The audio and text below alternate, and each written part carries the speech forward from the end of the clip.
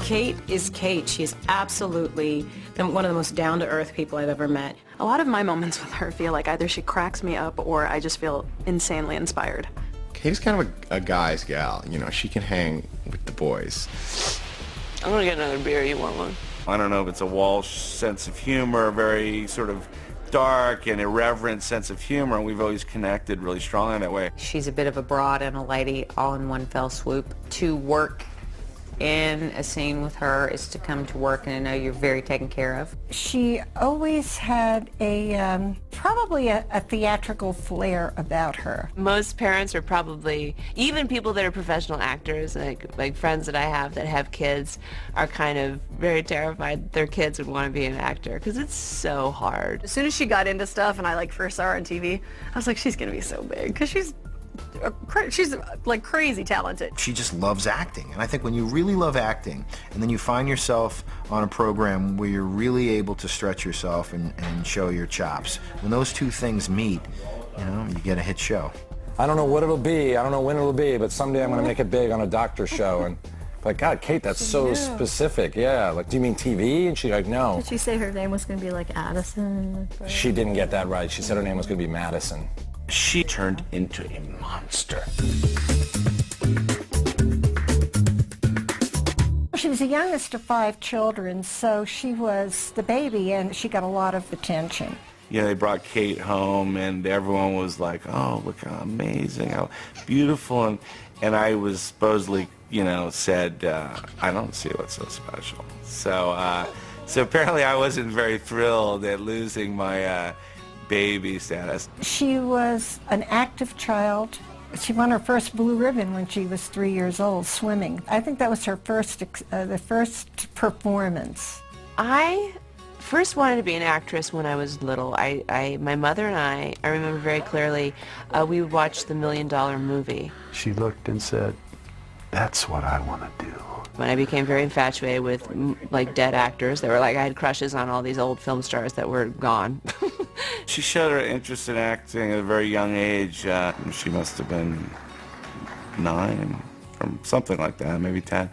And I don't know if she told you that she had won this playwriting contest. She had a good drama teacher, and they really encouraged her, and she wrote this little play. The Craziest Zoo. March 1978, The Craziest Zoo. Wow. I love that it says by Kate Walsh, room 16. That was my classroom number. This play takes place in a zoo sitting on a cloud 1 mile from heaven. This cloud is not any ordinary cloud because the color of it is purple. The zoo is green. The zoo is there ever since it rained one day, and instead of raining water, on this very special day, it rained buildings. It rained a store, a church, and a zoo. Dig it, man. I wrote it in pencil. That's like how old I am. And part of the prize for her winning first place was that the San Jose State Drama Department put on a performance of her play. She directed it, but apparently they got involved too much in making some changes, and so she was not real happy with the final production. I also got to direct it and be in it in my elementary school. So I probably was very annoying to be around then. I was like an actor, writer, director at 10. She wasn't like the class clown girl, but we were definitely, we would always be up to something. I did very well in school academically, but I would always sort of get U's in citizenship, which means unsatisfactory. So I sort of act up. So we'd be, walking across the street. It's this big major intersection in Tucson, and Katie'd say, okay, today I'm going to have a seizure in the crosswalk, okay? So I'm like, no, because then the books go flying. I have to pick everything up, And she's like, I'm doing it. I don't care. So, I've said we'd be walking, and, she'd start. We were just mutants. I mean, she was really like the brains behind the operation. I was just like, okay, boss, what do you want me to do? Like, I just would do whatever she'd say.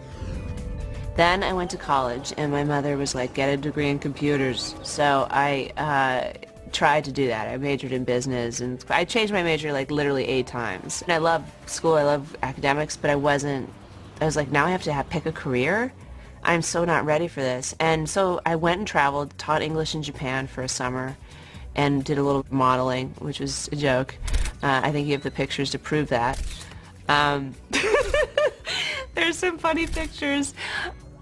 I came back and I knew I wanted to act. You know, I took this time off, traveled a little bit, and went to Europe. And I was like, I want to be an actor. I'm sorry, I can't do computers. We never discouraged her. Yeah, we never discouraged her. And one of the things that's always impressed me about Kate is her persistence. She started getting into, you know, theater there in Tucson, and that's when she got very serious about it. There was a great improv theater in Tucson called AK Theater. I think my first play there was In the Boom Boom Room by David Rabe.